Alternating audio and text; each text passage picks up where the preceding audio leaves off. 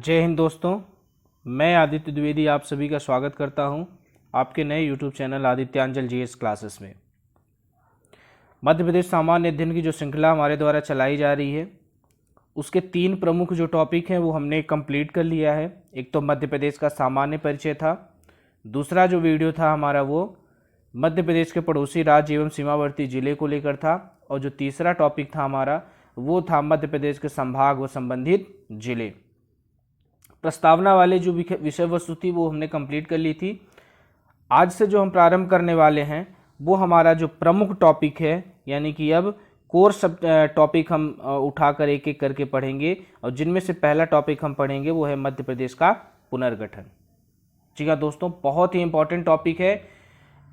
मध्य प्रदेश लोक सेवा आयोग और व्यापम द्वारा आयोजित किए गए विभिन्न प्रतियोगी परीक्षाओं में शायद ही ऐसी कोई प्रतियोगी परीक्षा होगी जिसमें यहाँ से बड़ी संख्या में प्रश्न न पूछे गए हों। तो लगातार इससे पूछे जाने वाले प्रश्नों के कारण ये जो टॉपिक है ये हमारे लिए बेहद महत्वपूर्ण हो जाता है। अब ये जो मध्य प्रदेश का पुनर्गठन है, अब इस विषय वस्तु को हम कवर करेंगे और इसको हम 2 भागों में पढ़ेंगे। एक भाग होगा हमारा 1947 के पूर्व मध्य प्रदेश किस प्रकार से अस्तित्व में आया, और एक 1947 के बाद मध्य प्रदेश किस प्रकार से अस्तित्व में आया। 1947 के बाद के जो राजनीतिक परिवर्तन है उनको हम 3 चरणों में देखेंगे।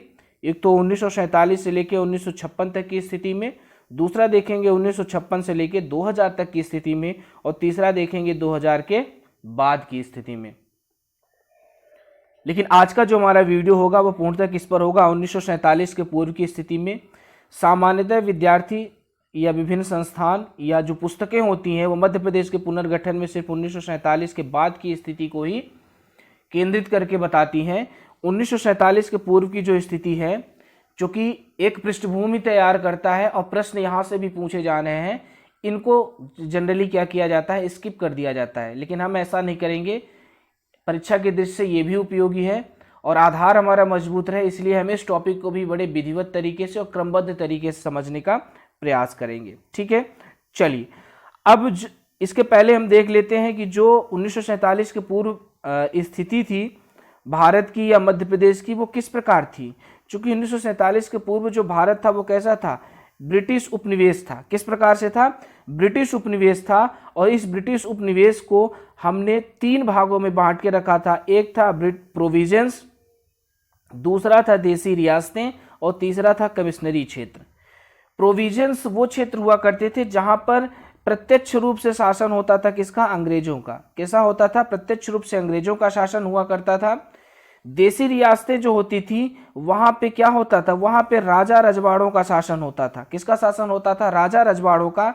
लेकिन सहायक संधि जो वेलेजली द्वारा प्रारंभ की गई थी उसके आधार पर अंग्रेजों का वहां भी हस्तक्षेप होता था, लेकिन वो हस्तक्षेप कैसे होता था, कैसे, अप्रत्यक्ष तरीके से। कैसे होता था, अप्रत्यक्ष तरीके से। क्लियर है। तो प्रोविजंस में प्रत्यक्ष शासन अंग्रेजों का होता था, और देसी रियासतों पे शासक या राजनीतिक प्रमुख तो राजा रजवाड़े होते थे, लेकिन वहां पर अप्रत्यक्ष रूप से वहां पे भी शासन कौन करता था, अंग्रेज। कमिश्नरी जो क्षेत्र हुआ करते थे वो ऐसे क्षेत्र होते थे जो सामरिक दृष्टि से बहुत महत्वपूर्ण होते थे, जो अंतर्राष्ट्रीय सीमा पर हो, सुरक्षा की दृष्टि से हो, और आर्थिक रूप से वो केंद्र हो या बहुत जनसंख्या घनत्व वाला क्या हो, एक प्रकार का नगर हो। तो ऐसे क्षेत्रों को कमिश्नरी क्षेत्र अंग्रेजों द्वारा घोषित कर दिया जाता था। चूंकि मध्य प्रदेश में कोई इस प्रकार का कमिश्नरी क्षेत्र नहीं है, इसलिए मध्य प्रदेश में हम इसका अध्ययन नहीं करेंगे। मध्य प्रदेश में हम 2 ही चीज़ों को देखेंगे, एक तो प्रोविजंस भारत, और दूसरा कौन सा देखेंगे, देसी रियासतें। प्रोविजंस भारत को देखें तो प्रोविजंस में कई प्रकार के ऐसे क्षेत्र थे।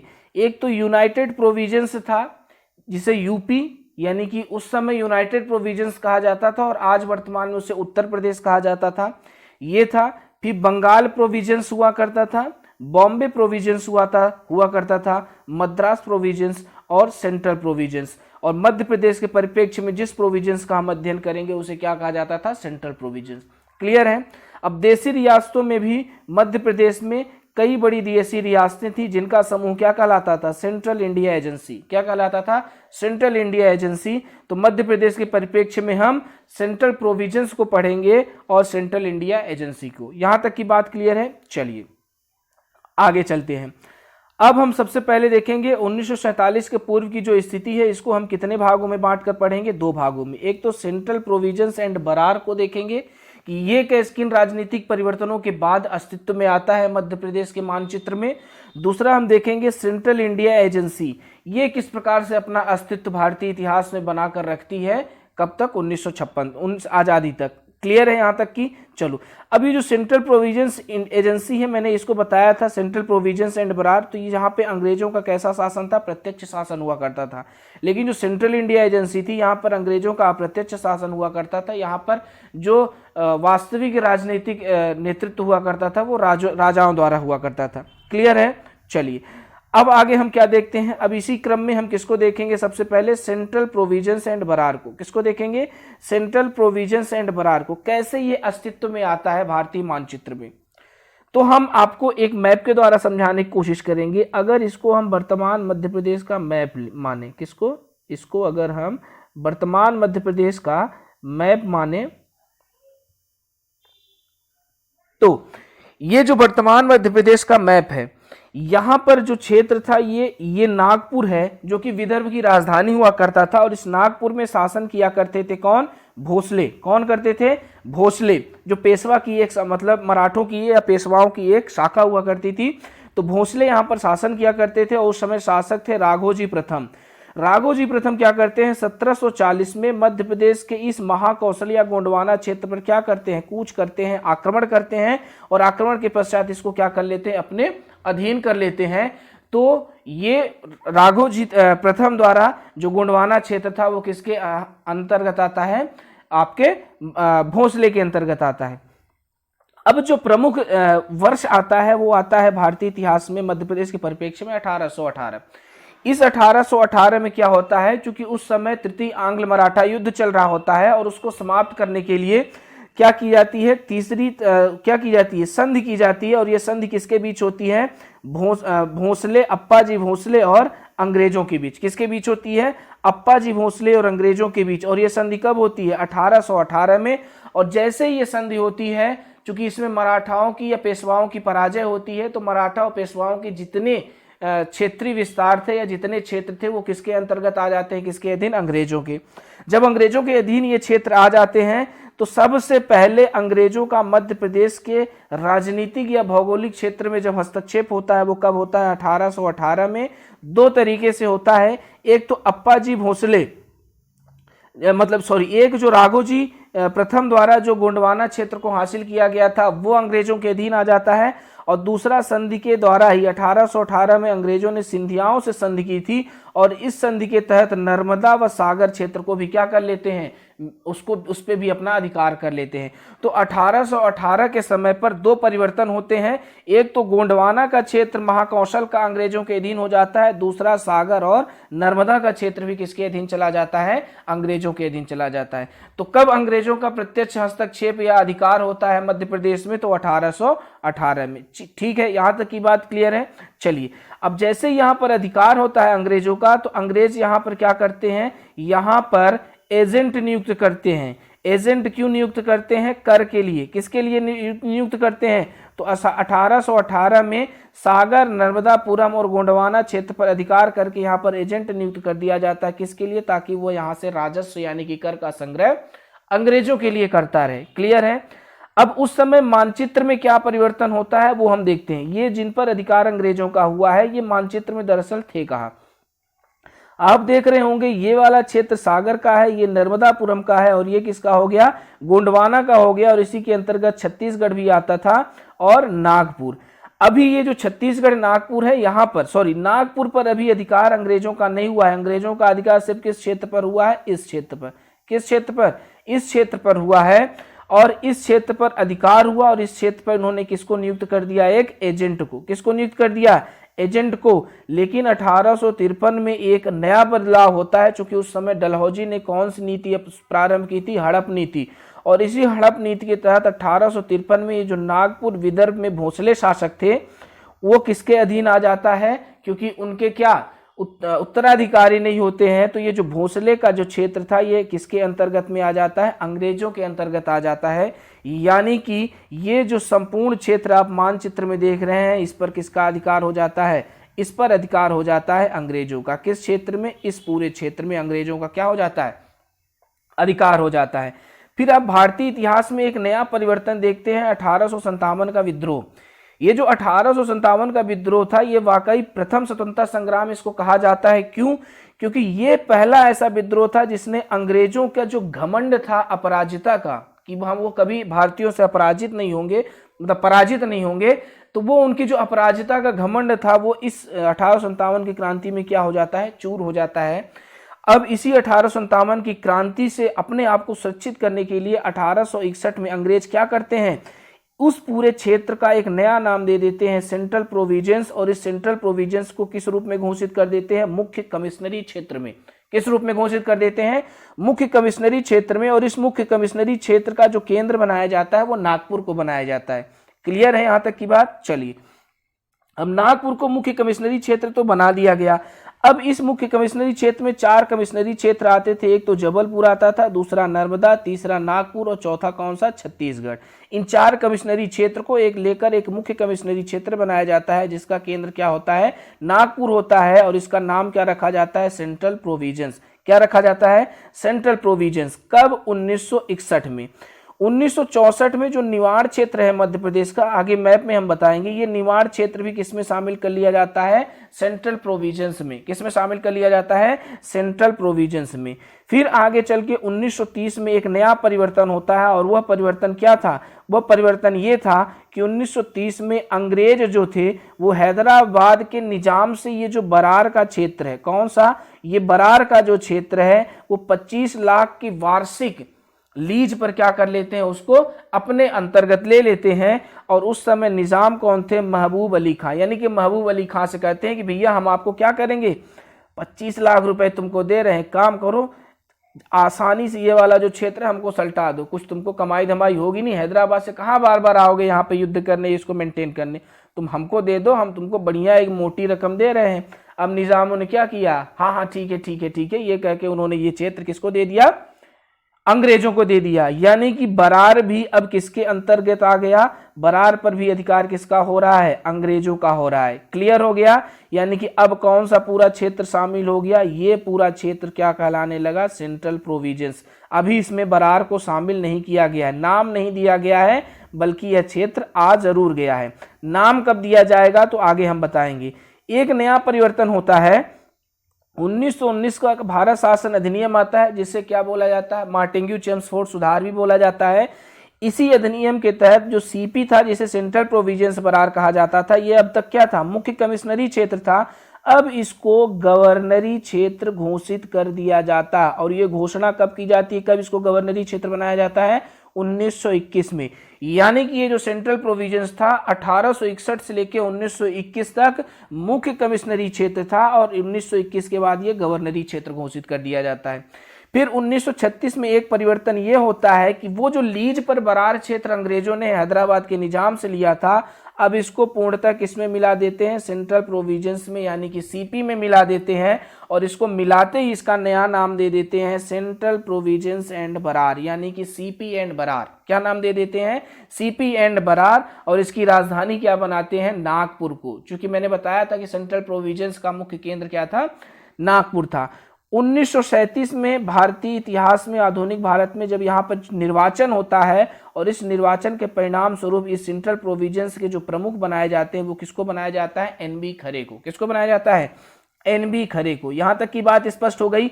अब देखिए 1937 के बाद ये क्या स्थिति मैप में निर्मित होती है। अब आप मैप से आपको स्पष्ट हो रहा होगा कि अब सेंट्रल प्रोविजंस जो था वो क्या बन जाता है? CP and Berar. Central Provinces and Berar, जिसमें सागर का क्षेत्र, नर्मदापुरम का क्षेत्र, महाकौशल गोंडवाना का क्षेत्र, छत्तीसगढ़, विदर्भ का क्षेत्र, बरार का क्षेत्र और निमाड़, इन सबको मिलाकर सेंट्रल प्रोविजंस एंड बरार बनाया जाता है। और जिसकी राजधानी क्या बनाई जाती है? नागपुर। क्लियर हो गया? और बाकी ये जो शेष भाग बचा है, इस भाग को बोला जाता है सेंट्रल इंडिया एजेंसी। क्या बोला जाता है? सेंट्रल इंडिया एजेंसी बोला जाता है। यहाँ पर होलकर रियासत है, यहाँ पे सिंधिया रियासत है, यहाँ पे बुंदेलखंड रियासत, यहाँ पे बघेलखंड, इन चारों रियासतों को मिलाकर क्या बनाया जाता है? Central India agency. क्लियर है? यहां तक की बात स्पष्ट हो गई। चलिए अब आगे हम चलते हैं नेक्स्ट स्लाइड में। क्लियर? अब हमने किसको देख लिया, जो सेंट्रल प्रोविजंस एंड बरार किस प्रकार से अस्तित्व में आया ये हमने देख लिया। अब दूसरा भाग हम कौन सा देखेंगे, दूसरा भाग देखेंगे सेंट्रल इंडिया एजेंसी। ये जो सेंट्रल इंडिया एजेंसी थी, जैसे कि अभी पीछे मैंने बताया कि इसमें होलकर रियासत थी इंदौर की, ग्वालियर की सिंधिया रियासत थी, बुंदेलखंड रियासत और बघेलखंड रियासत, इन चारों को मिलाकर क्या बनाया गया था, सेंट्रल इंडिया एजेंसी। और यहाँ पे 2 रेजिडेंट बनाए गए। क्या बनाए गए, 2 रेजिडेंट। ये रेजिडेंट बनाने की व्यवस्था अंग्रेजों ने सहायक संधि के तहत प्रारंभ की थी। और ये जो दोनों रेजिडेंट थे ये कहाँ नियुक्त किए जाते थे, इंदौर और ग्वालियर में। इस सेंट्रल इंडिया एजेंसी के लिए प्रथम एजेंट भी बनाया गया, और वो कौन थे, आर हैमिल्टन, और इनको कहाँ नियुक्त किया गया, इंदौर में। तो क्लियर हो गया यहां तक की स्थिति। 1947 के पूर्व की स्थिति में हमने 2 भागों में देखा कि सेंट्रल प्रोविजंस एंड बरार किस प्रकार अस्तित्व में आता है, और हमने देखा कि जो आपका सेंट्रल इंडिया एजेंसी है वो किस प्रकार से अस्तित्व में रहती है। अब यहां से 1947 के पूर्व का जो गठन था वो हमारा कंप्लीट होता है। अब क्या देखेंगे, 1947 के बाद मध्य प्रदेश में क्या परिवर्तन हुआ, एक बार जल्दी से रिवाइज कर लेते हैं कि सेंट्रल प्रोविजंस एंड बरार का क्या हुआ। जैसे मैंने बताया 1940 में क्या होता है, राघोजी प्रथम द्वारा क्या किया जाता है, 1740 में राघोजी प्रथम द्वारा महाकौशल क्षेत्र में क्या किया जाता है, आक्रमण किया जाता है, उसको अपने अधीन किया जाता है। जो दूसरी प्रमुख डेट आती है 1818 में। इस 1818 में अंग्रेजों ने पेशवाओं से संधि की, और उस संधि के परिणाम स्वरूप जो महाकौशल गोंडवाना का क्षेत्र था वो अंग्रेजों के अंतर्गत आ जाता है, और जो आपका सिंधियाओं के अधीन सागर और नर्मदापुरम का क्षेत्र था वो अंग्रेजों के अंतर्गत आ जाता है। यानी कि अंग्रेजों का सर्वप्रथम मध्य प्रदेश में हस्तक्षेप या अधिकार कब होता है, 1818 में। आगे चल के 1853 में क्या होता है, हड़प नीति के तहत विदर्भ में यानी कि नागपुर में जो भोसले थे उन पर, उसके पूरे क्षेत्र पर किसका अधिकार हो जाता है, अंग्रेजों का। और इस पूरे चीज को लेकर एक क्या बना दिया जाता है, इस पूरे क्षेत्र को लेकर एक एजेंट नियुक्त कर दिया जाता है, ताकि वो वहां से राजस्व या कर इकट्ठा करता रहे। 1857 की क्रांति से उत्पन्न असुरक्षा से खुद को सुरक्षित करने के लिए 1861 में इस पूरे क्षेत्र को अंग्रेजों ने एक नाम दिया, सेंट्रल प्रोविजंस, और एक मुख्य कमिश्नरी क्षेत्र। आगे चल के क्या होता है, 1903 में जो 1864 में निमाड़ को भी इसमें शामिल करते हैं, और 1903 में क्या करते हैं, जो हैदराबाद के निजाम का जो क्षेत्र था बरार, उसको 25 लाख की वार्षिक लीज पर अपने अंतर्गत ले लेते हैं। और यही चल के बरार को ऑफिशियली कब जोड़ देते हैं सेंट्रल प्रोविजंस में, 1936 में, और नया नाम दे देते हैं सेंट्रल प्रोविजंस एंड बरार। 1937 में जब वहां निर्वाचन होता है तो उस क्षेत्र के जो प्रमुख होते हैं NB खरे को बनाया जाता है। तो इस तरीके से आपका सेंट्रल प्रोविजंस एंड बरार अस्तित्व में आता है, और हमने सेंट्रल इंडिया एजेंसी के बारे में बता दिया। तो आज का वीडियो यहाँ समाप्त होता है। अब हम कल किस विषय पर चर्चा करेंगे, 1947 के बाद के मध्य प्रदेश में, जिसमें हम देखेंगे 1947 से 1956 तक की स्थिति, 1956 से 2000 तक की स्थिति, 2000 के बाद की स्थिति। इसके पहले हम थोड़ा सा एक प्रारूप यहाँ पे देख लें कि जब हमारा भारत आजाद होता है तो भारत को 4 भागों में बांट के रखा गया था। Part A, part B, part C और पार्ट डी में बांट के रखा गया था। पार्ट ए में वही प्रोविजंस क्षेत्र आते थे जिन पर अंग्रेजों का प्रत्यक्ष शासन था। जैसे मैंने यूनाइटेड प्रोविजंस बताया, बंगाल, बंबई, है ना, मद्रास और सेंट्रल प्रोविजंस, तो है ना, उनको क्या कहा जाता था, उनको प्रोविजंस कहा जाता था, और यहाँ पर अंग्रेजों का प्रत्यक्ष शासन था, और वो पार्ट ए में आता था। और मध्य प्रदेश में पार्ट ए का कौन सा क्षेत्र था, सेंट्रल प्रोविजंस एंड बरार। फिर जो बी पार्ट था उसमें मध्यम रियासतें आती थी, जैसे होलकर और सिंधिया रियासत, इन दोनों को मध्य भारत कहा गया, और ये पार्ट बी का हिस्सा थी मध्य प्रदेश में। छोटी रियासतों में, है ना, पार्ट सी में छोटी रियासतों को रखा गया था, जिनमें बुंदेलखंड और बघेलखंड थे। विंध्य प्रदेश नाम दिया गया था, और राजधानी रीवा बनाई गई थी, और इसको किस में रखा गया था, पार्ट सी में। पार्ट डी में अंडमान एवं निकोबार क्षेत्र को रखा गया था। चूंकि यह मध्य भारत के मुख्य भूमि से थोड़ा पृथक भाग था, मुख्य भूमि में नहीं है, इसलिए यह मध्य प्रदेश का हिस्सा नहीं था। तो हम मध्य प्रदेश में आगे चल के पार्ट ए, पार्ट बी और पार्ट सी को बड़े डिटेल से पढ़ेंगे। आपको ये वीडियो कैसा लगा कमेंट बॉक्स में ज़रूर बताइएगा। जो भी सुझाव होंगे उनको भी कमेंट बॉक्स में बताइएगा। आपका जो कमेंट है, आपके कमेंट में जो चीज़ें रहती हैं वो वास्तव में हमें बहुत प्रेरित करती है, हमें कुछ नया नवाचार, इनोवेशन करने को क्या करती हैं, प्रेरित करती रहती हैं। इसलिए कमेंट बॉक्स में अपने फीडबैक ज़रूर दिया करिए। अगर ये सेशन आपको अच्छा लग रहा है, ये जो श्रृंखला हमने चालू की है अच्छा लग रहा है, तो वीडियो को लाइक ज़रूर कीजिएगा, चैनल को अगर आपने सब्सक्राइब नहीं किया है तो सब्सक्राइब कीजिएगा, अपने दोस्तों तक इसे क्या करिएगा, शेयर कीजिएगा और कमेंट बॉक्स में अपने फीडबैक लगातार देते रहिएगा। मिलते हैं आपसे नेक्स्ट वीडियो में। आई होप ये क्लास आपको 1947 के पूर्व की स्थिति को लेकर जो था वो बेहतर तरीके से समझ में आई होगी। आप माता पिता, गुरुजनों, सेना और किसानों का सदैव सम्मान करिएगा, क्योंकि ये हमारे और राष्ट्र के अस्तित्व के निर्धारक हैं। मिलते हैं नेक्स्ट वीडियो में, तब तक के लिए जय हिंद।